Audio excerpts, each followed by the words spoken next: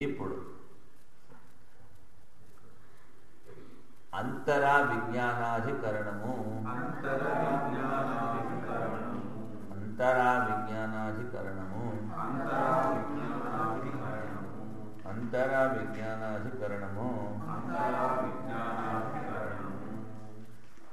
భూతోత్పత్తి లయక్రమము విచారం చేశాం. ఈ భూతోత్పత్తి లయక్రమం ఎందుకు చెప్పారు శాస్త్రాల్లో అంటే, ఈ స్థూలభూతాలని, ఈ సూక్ష్మభూతాలని లయం చేసుకొని దేనిలో లయమవుతాయో అదేమిటి కారణం పరబ్రహ్మం. లయచింతన ద్వారా బ్రహ్మచింతన. ఎందుకంటే ఒకేసారి బ్రహ్మచింతన చేయలేదనుకోండి, ఇదంతా ఈ విధంగా లయమవుతుంది అనుకుని లయచింతన ద్వారా బ్రహ్మచింతన. ఇప్పుడు ఇంద్రియాల ఉత్పత్తి, దాని విలేక్రమము విచారం చేద్దాము. ఏక ప్రయోజనకత్వ సంగతి, లయము బ్రహ్మచింతనకు.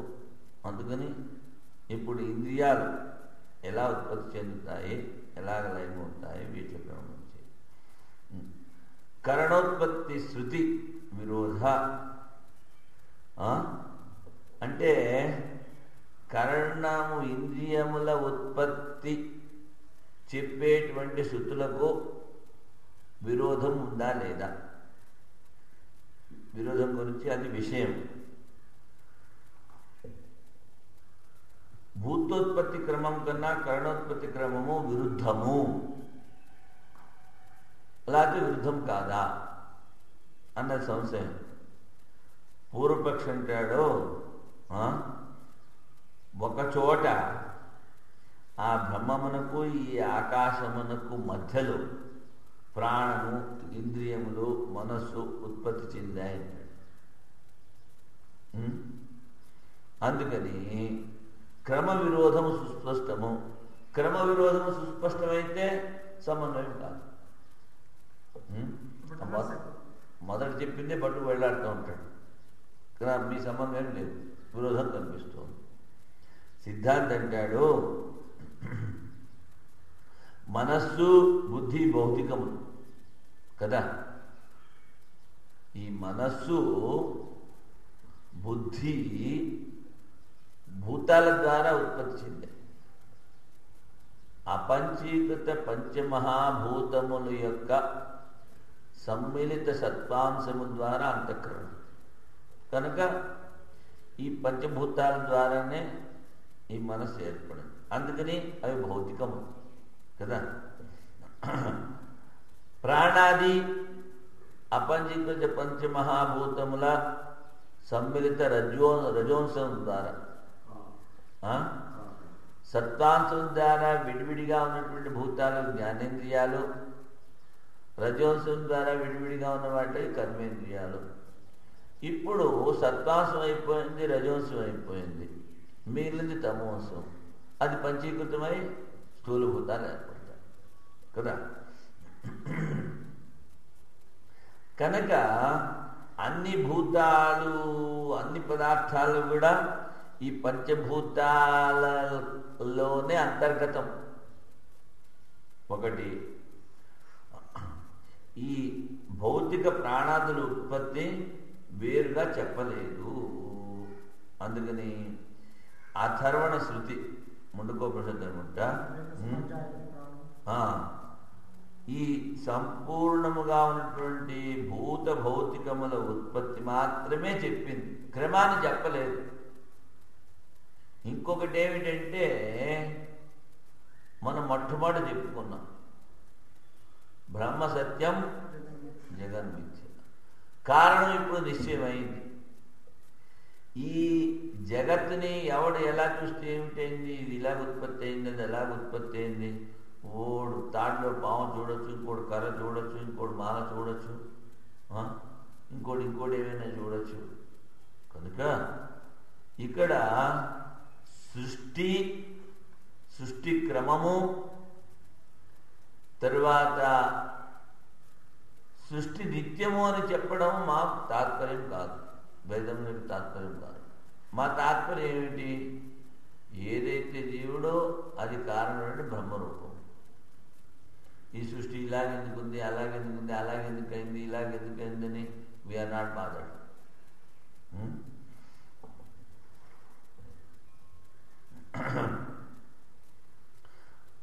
అది భూతోత్పత్తి మాత్రం గురించి చెప్పింది కనుక ఇక్కడ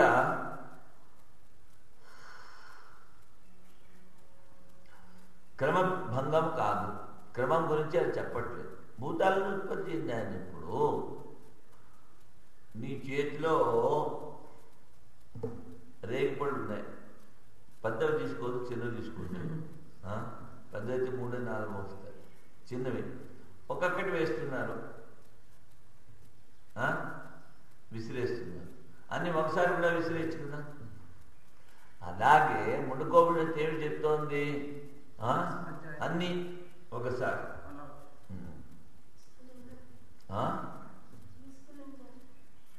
విస్ఫులింగం అని కూడా చెప్పచ్చు. విస్ఫులింగం చూద్దాం వీడు ఏం చెప్తాడు. ఏతస్మాత్ జాయతే ప్రాణ మన సర్వేంద్రియాణి చ ఖం వాయు జ్యోతిరాప పృథివీ విశ్వస్య ధారణి. ఈ బ్రహ్మము నుండి ప్రాణము, మనస్సు, అన్ని ఇంద్రియాలు, ఆకాశము, వాయువు, అగ్ని, జలము, పృథివీ, పృథివీకి విశేషణం విశ్వస్య ధారణి. ఈ విశ్వాసంతా ధరించేటువంటి ఆ పృథివీ ఇవన్నీ ఉత్పత్తి చెందాయి. ప్రాణాదీనాం వేదాదిభ్య పూర్వం ఈ ఆకాశం ఉత్పత్తి చెందుతుంది అని చెప్పడానికి ముందు ప్రాణాదులను చెప్పారు. శ్రూయమాణత్వాన్ ఆకాశాదిక పూర్వోక్త సృష్టిక్రమో భజ్యేత. నువ్వు మరి ఆ ఆత్మన ఆకాశం నువ్వు క్రమం చెప్పావే, ఆ క్రమం ఇక్కడ పని చేయట్లేదు. ఇది ప్రాప్తే బ్రహ్మ. అన్నమయం మీ సౌమ్య మనః ఆపోమయ ప్రాణ తేజోమయి వాకం చాంద్రోగ్యంలో చెప్తారు. అన్నమయం హి సౌమ్య మనః, ఆపోమయ ప్రాణ, తేజోమయి వాక్. ఇప్పుడు ఈ పండితులు వేదపారాయణ చేస్తారే, వాళ్ళకి నేతిలో మిరియాల పొడి కలిపి బాగా పడతారు. ఎందుకని? ఈ నెయ్యి తైజసు పదార్థం, దాని ద్వారా వాళ్ళు ఎక్కువసేపు చెప్పగలరు, గట్టిగా చెప్పగలరు. ఇవన్నీ ఏర్పడుతున్నాయి. నెంబర్ 1. ఇంకోటి ఏమిటి? ఆపోమయ ప్రాణ. ఈ ప్రాణము జలము ద్వారా జీవిస్తుంది. నువ్వు అన్నం మానేసిన నీళ్లు తాగుతూ ఉన్నావు అనుకో, ప్రాణం త్వరగా పోదు. ఎందుకని? ప్రాణం ఉంటుంది, ప్రాణమయ. ఆపోమయ ప్రాణం. అదేవిధంగా ఈ అన్నమయము మనస్సు. మనం తిన్నటువంటి అన్నము 3 భాగాలు అవుతుంది. స్థూలమైన భాగము మలం ద్వారా బయటికి పోతుంది. మధ్యమ భాగము అన్నరసమయ్యి సప్తధాతువులు ఏర్పడతాయి. సూక్ష్మ భాగం మనస్సుని పుష్టి చేస్తుంది. అందుకని ఆ శ్వేతకేతు బుద్ధాలకు ఏం చెప్పాడు? నువ్వు 15 రోజులు తినద్దు నాయన, బాగా నీళ్లు తాగుతావు, లేకపోతే నువ్వే ఎగిరిపోతావు. ఆ 15 రోజులు వాడు ఏమి తినకుండా నీళ్లు తాగుతూ మళ్ళీ వచ్చిన తర్వాత అడుగుతాడు, నీకు ఏమన్నా ఈ చదివిన వేదాలు ఇవన్నీ స్ఫురిస్తున్నాయంటే నాకు ఏమి స్ఫురించట్లేదు. మళ్ళీ 15 రోజులు తినంటాడు. ఇప్పుడు స్ఫురిస్తున్నాయంటే ఇప్పుడు స్ఫురిస్తున్నాయి. అప్పుడు ఈయన చెప్పినటువంటి అన్నమయం సౌమ్య మనః అన్నది వాడికి అర్థమైంది. అది కాకుండా మరింత ముందు చెప్పానని లేదు, అన్నము ద్వారా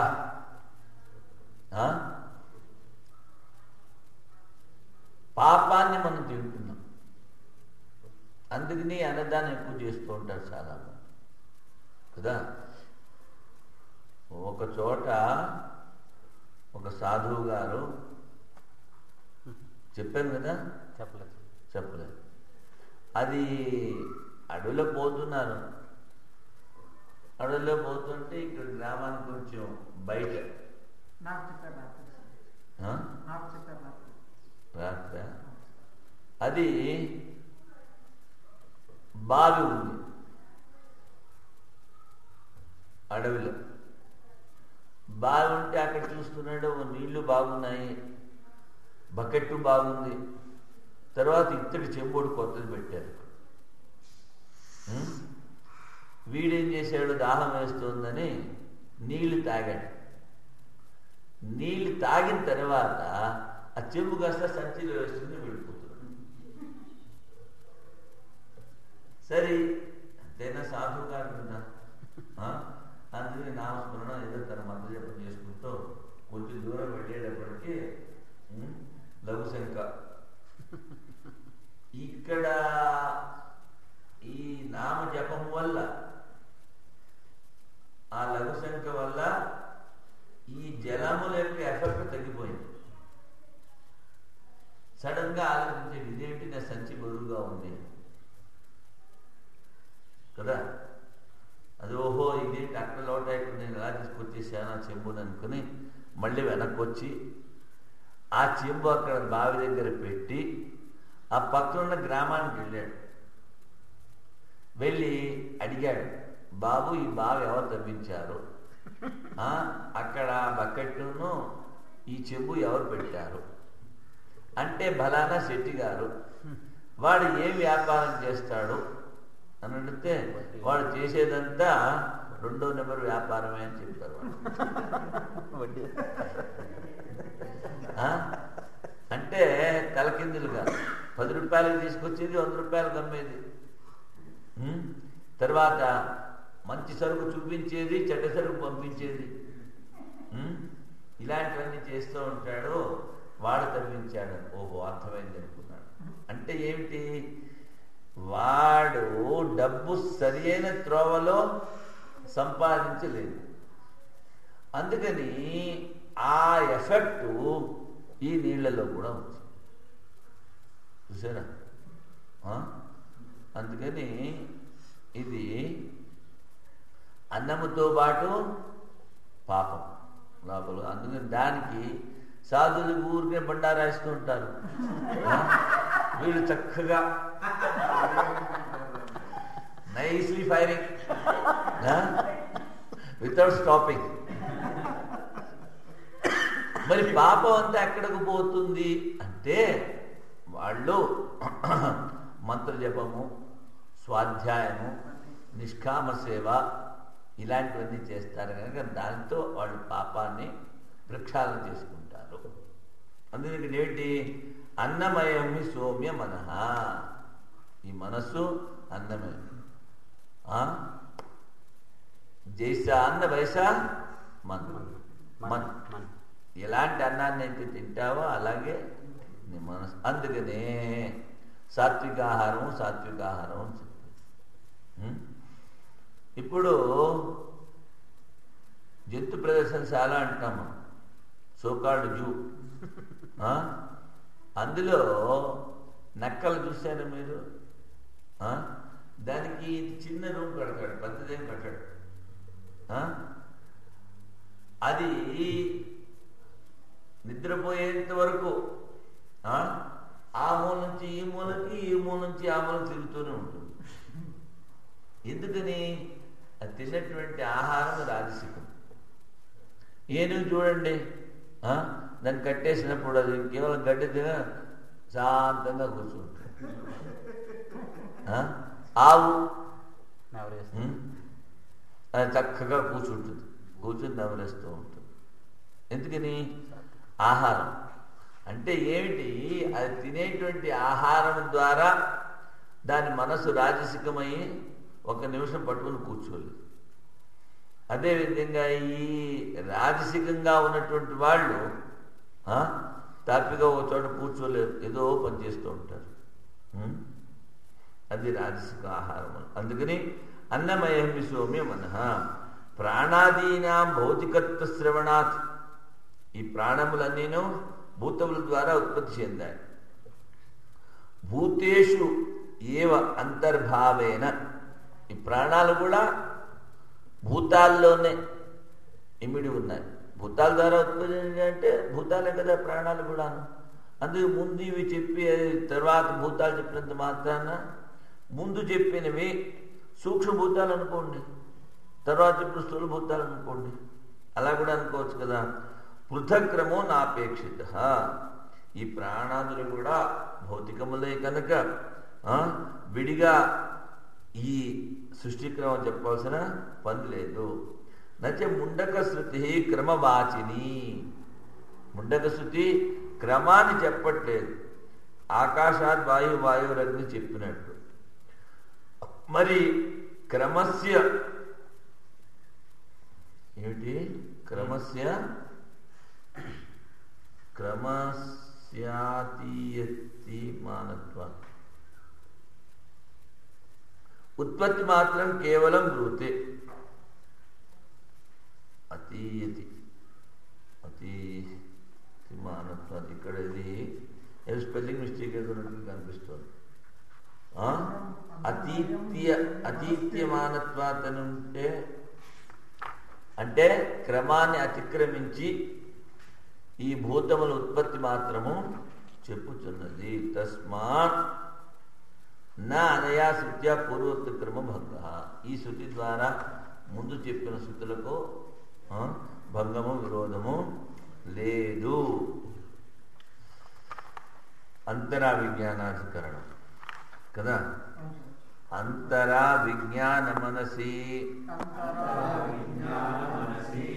క్రమేణ తల్లింగాదిచ్చేత్ నా విశేషాత్. అంతరా విజ్ఞాన మనసి క్రమేణ తల్లింగాదిచ్చేత్ నా విశేషాత్. అంతరా విజ్ఞాన మనసి క్రమేణ తల్లింగాదిచ్చేత్ నా విశేషాత్. ఈ భూతముల ఉత్పత్తి క్రమము చెప్పినప్పుడు ఆ భూతముల ఉత్పత్తి చెప్పేందుకు ముందు ఈ బుద్ధి మనస్సు ప్రాణము చెప్పారు కదా. అంతరా విజ్ఞాన మనసి క్రమేణ తల్లింగాది చేత్. మొట్టమొదటి తల్లిలో క్రమంగా చెప్పారు కదా, అలా చెప్పాలి. మరి వీడు భూతముత్పత్తికి ముందు ఈ ప్రాణము మనస్సు బుద్ధి ఎలా చెప్పాడు? ఇంద్రియాలు అంటే నా విశేష నా అవిశేష. ఇక్కడ క్రమము విశేషము కాదు, ఇక్కడ కేవలం భూతముల ఉత్పత్తి మాత్రమే తీసుకోవాలి. సేంద్రియ బుద్ధిర్విజ్ఞాన శబ్దార్థ. ఇంద్రియములతో కూడిన బుద్ధిని విజ్ఞానం అంటారు. సంకల్పాత్మకం మనస్సు. భూతానాం పూర్వోత్పత్తి ప్రళయభంగ ప్రసంగ. ఇక్కడ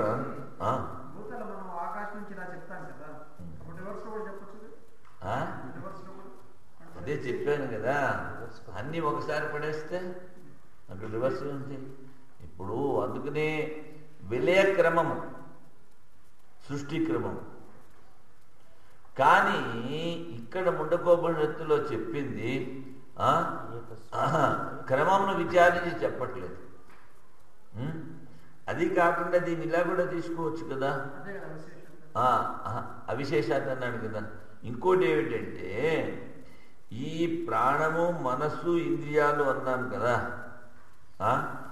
ఇవన్నీ సూక్ష్మభూతాలతో చేసినవి కదా. ఆ తర్వాత స్థూలభూతాలు చెప్పారనుకుందాం.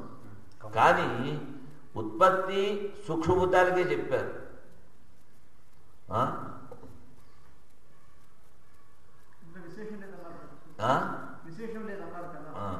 అంటే అంటే క్రమ విశేషం లేదు.